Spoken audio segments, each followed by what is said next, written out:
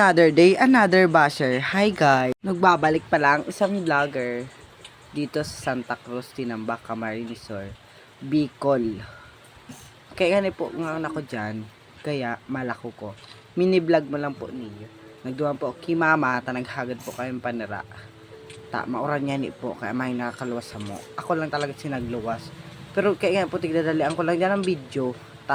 Mauran po, tanaanuhan ang video ko po. Kaya nga pero minsan po tiga-ano ko dyan ang cellphone niya ni po nababasa. Pero okay lang niyang mabasa basta pag mumukha ko dahil mabasa. Uy! Tapos iyan nga niyan po, duman na po ako. Tapos iyan po naglabo yun si camera. Natagduan po kasi kang uran. Pupunasan ko yan, tig-stop ko po iyan. Tapos tig-pull ko. Tapos di ko na po aram pala, kuha na palang ko pa na. Pagkala ko po, pag-play ko, na ano na po kasi video. Dahil pamampalan po.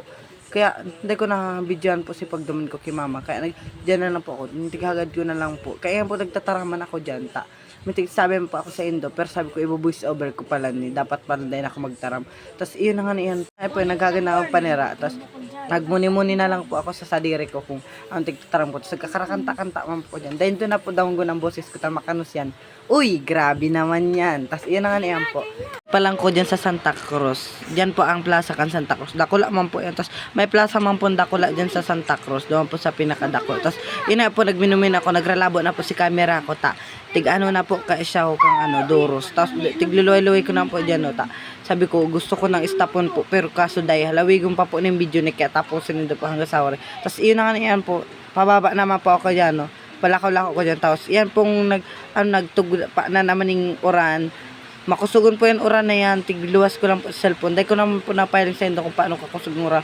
Basta po ang iba dyan nagpaparayong basa-basa. Ako lang po basa-basa po ako. Tapos yun ang po si paghagad kong panara kay mama. Tapos nagdumana po ako pagkano kay mama. Nasabatan ko po dyan itong magayon ming kapitbahay. Tapos sabi ko, gayin-gayin mo naman te. Po yan ang video ko.